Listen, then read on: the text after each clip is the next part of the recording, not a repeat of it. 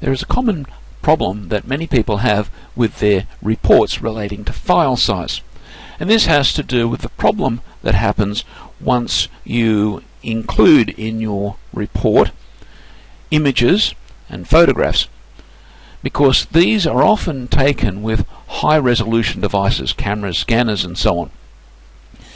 And the problem is that each one of your photos probably comes in with a couple of megabytes of file size, and by the time you put 10 photos in, that's about 20 megabytes in your report, and you simply won't be able to email that, and it won't fit into Moodle. All sorts of problems will happen. What I want to do here is show you how to use Word to keep your file sizes down reasonable by applying appropriate compression to your images. Let's have a look at a file that we've done here. This is photo resolution. You'll notice that it currently has a file size of 12 megabytes because right now there is nothing on it, just a blank sheet of paper. But in this report I'm planning on putting a picture into it. Looks like something very meaningful about the property, and in my report that picture is going to be occupying a space about that big. That's all fine. Now I'm going to save my new report. I'll save it as a different file name to see what that's done to our file size. Okay, so all we've done is put in one photograph, and you can see that Photo Resolution Test 01, which is 12 kilobytes, has now increased by 10 times the size because of our little matchbox sized photograph of the letterbox. You'll also notice that when we change the size of this image, which I'll do here, and we'll save that, save it, you'll notice that the file size has not changed. I'll just do that again, bring it back down to something reasonable. Now I'm also going to bring in a second image. In this case it's going to be some text.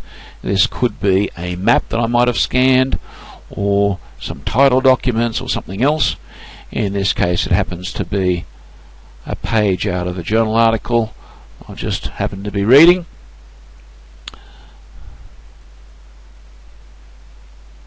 And where has my other photograph gone? I'll have to put that back in again.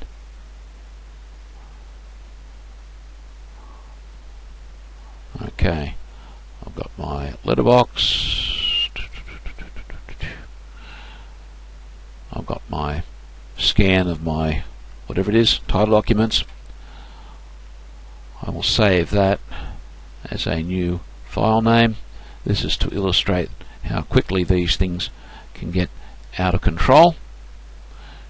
Here we have 3 files now, and I'm now up to 3.3 megabytes with only 2 images in my report. Obviously, if I put in another handful of photos or scans, my report is going to be extremely large. However, is that really useful? It turns out the answer is no. And Word has a lovely tool to be able to solve the problem. We'll go into the Picture Tools menu. Now, with Word, we'll put a little bit of text in here. Okay, there's a bit of text.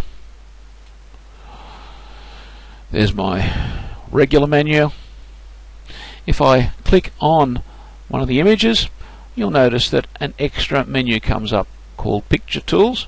I click on Picture Tools, an entire menu opens up. In our case, we're interested in compressing the pictures. This compresses all of the images.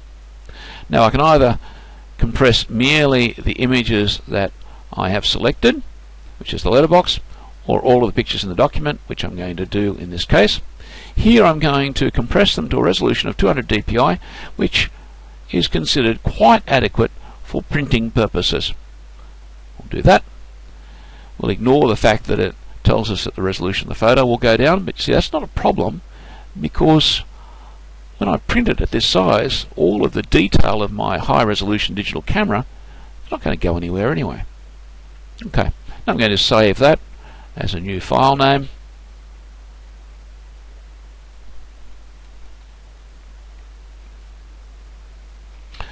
We'll look at what we've got here now as PhotoRes Test 04, and we'll see that our photograph has been reduced by about 90% down.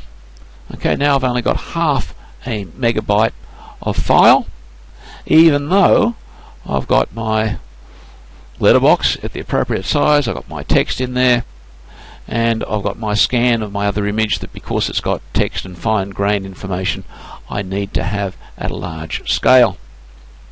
Now, I don't have to stop there. We'll just look at compressing it to the other option, which is the web resolution or screen resolution. So this gives you a resolution so that it looks good on a screen, and it's about the resolution which is normally used for websites. And this is 96 dpi, about half of the print resolution.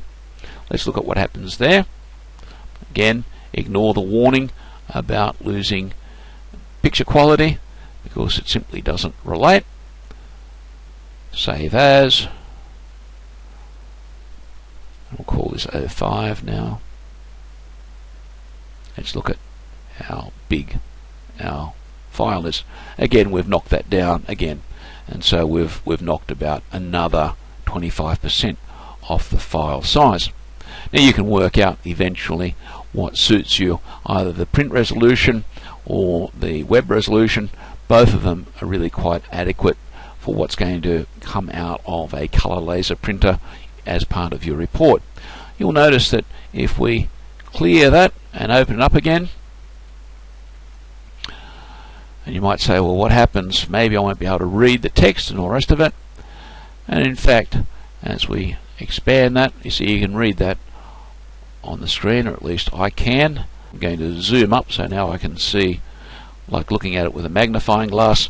I'm not sure if it's apparent to you looking at this through the video, but here this looks like still absolutely fine resolution for my document. And so by reducing its photo resolution for the purpose of putting in my Word document, I haven't lost any of the effective detail, in fact, in terms of what it communicates to my reader. So I recommend that you look at doing that, compressing the photos, and as a result of that, none of you should have trouble keeping under the limits that are asked for in Moodle.